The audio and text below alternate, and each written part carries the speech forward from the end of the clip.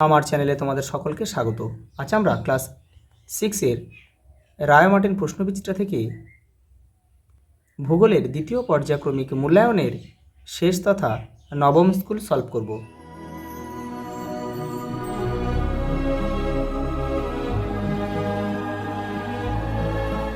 দেখো, ট্রপোস্ফিয়ার ভূপৃষ্ঠ থেকে 16 কিলোমিটার পর্যন্ত বিস্তৃত। দক্ষিণ গোলার্ধে স্থলভাগের থেকে জলভাগের পরিমাণ প্রায় 15% বেশি।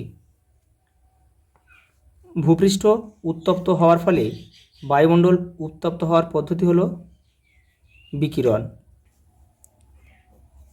পরেরটা দেখো, বায়ুর গতিবেগ মাপক যন্ত্রের নাম হচ্ছে অ্যানিমোমিটার। আর হাইগ্রোমিটারের সাহায্যে বায়ুর আর্দ্রতা মাপা হয়, আর বাত পতাকার সাহায্যে দিক নির্ণয় করা হয় বায়ুর। এগুলো তোমরা একটু করে নিও।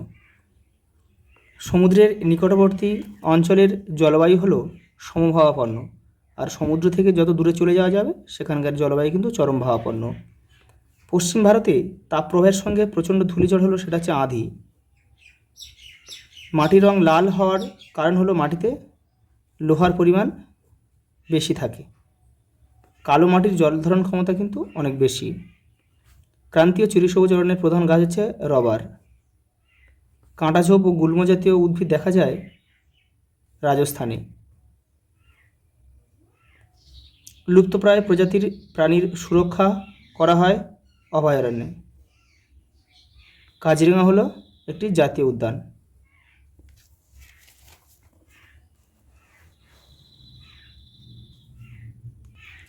পরের প্রশ্ন দেখো, আন্টার্কটিকা কীভাবে দক্ষিণ মেরুতে চলে আসে? দেখো 39 পেজে রয়েছে এটা। এই দেখো, প্রায় 20 কোটি বছর আগে মহাদেশ সঞ্চরণের ফলে প্যানজিয়া ভেঙে আন্টার্কটিকা দক্ষিণ মেরুতে চলে আসে। পরেরটা দেখো, মেরুজ্যোতি কি? 40 নম্বর পেজে রয়েছে। দেখো, এই যে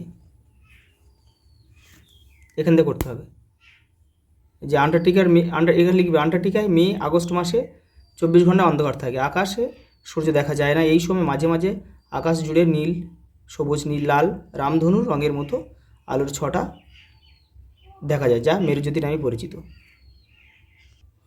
পরেরটা দেখো, বৃষ্টির ছায়া অঞ্চল কি?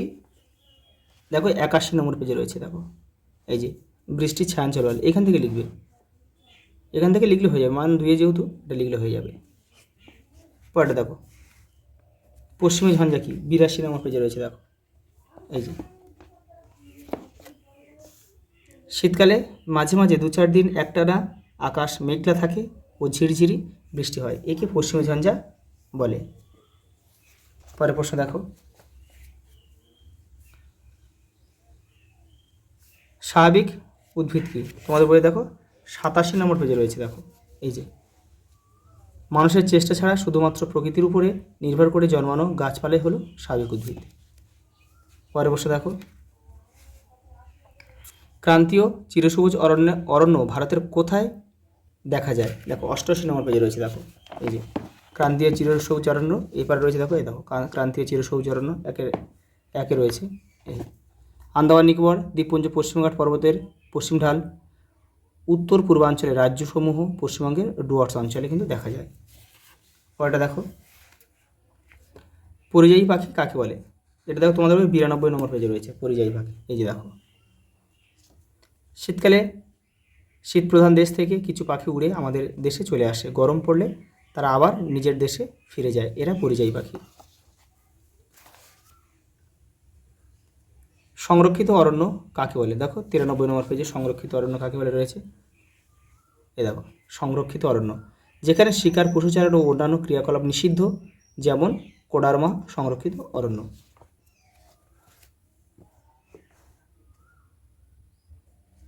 পরেরটা দেখো, এবারে রয়েছে দেখো আবহাওয়া ও জলবায়ুর পার্থক্য। 45 নম্বর পেজে রয়েছে। এই দেখো, এখান থেকে এটা করবে।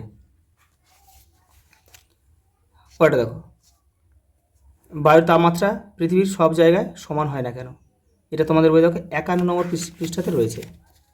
দেখে নাও একটু। এই যে এখান থেকে কিন্তু তোমাদের পড়ে এটা করতে হবে। দেখো, বায়ুর তাপমাত্রা পৃথিবীর সব জায়গায় একরকম হয় না কেন? এখানে রয়েছে কিন্তু অনেকগুলো, দেখো উচ্চতার জন্য হয়, অক্ষাংশগত অবস্থানের জন্য হয়, সমুদ্র থেকে দূরবর্তী স্থানের জন্যও হয়। পরেরটা দেখো, ভারতের মাটি কয় প্রকার, কী কী? 84 নম্বর পেজে রয়েছে, দেখো এই দেখো, পলি মাটি, কালো মাটি, লাল মাটি, ল্যাটেরাইট মাটি, মরু মাটি আর পার্বত্য অঞ্চলের মাটি। প্রায় 6 রকম রয়েছে কিন্তু এখানে। আর কি বলেছে দেখি এখানে,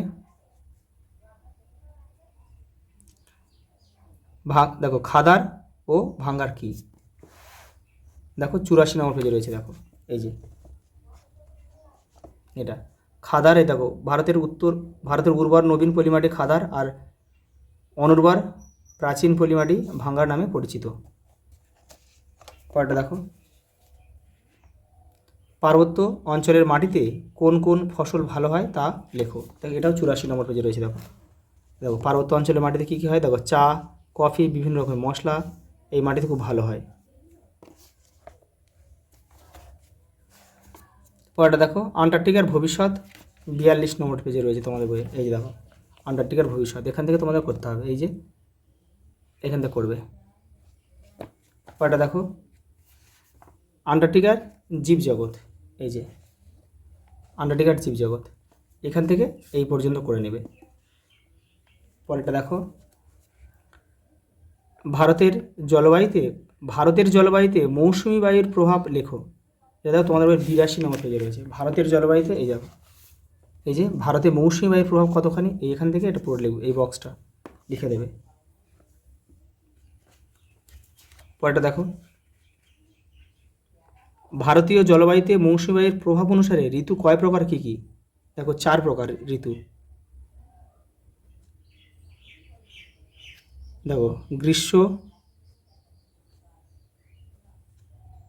বর্ষা, শরৎ আর শীতকাল, এই 4টে।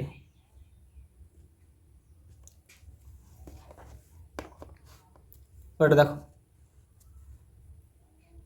ভারতকে ক্রান্তীয় মৌসুমী জলবায়ুর দেশ বলে কেন? দেখো 80 নম্বর পেজে রয়েছে তোমাদের বইয়ের। এই যে দেখো এখান থেকে এটা পুরো লিখবে, এই কারণে ভারতকে বলা হয় ক্রান্তীয় মৌসুমী জলবায়ুর দেশ, পুরো লিখবে।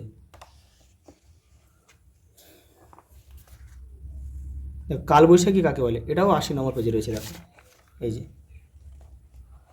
দেখো, গরমকালে পশ্চিমবঙ্গে মাঝে মাঝে বিকেল বা সন্ধ্যের দিকে প্রচণ্ড বজ্রবিদ্যুৎ সহ ঝড় বৃষ্টি হয়, একে বলে কালবৈশাখী। এর ফলে উষ্ণতা কিছুটা কমে গিয়ে আবহাওয়া আরামদায়ক হয়। উচ্চতা অনুসারে বায়ুমণ্ডলের স্তরবিন্যাস ব্যাখ্যা করো। দেখো 31 নম্বর পেজে রয়েছে এটা।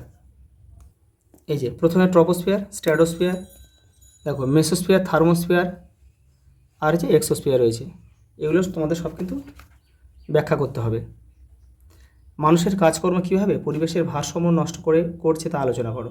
দেখো এই যে তোমরা এইগুলো লিখলে কিন্তু হয়ে যাবে, যেমন অরণ্য বিনাশ, এই গাছ কেটে ফেলা, দেখো এগুলো সব এর ভিতরে যে পয়েন্টগুলো আছে এগুলো দিয়ে দেবে।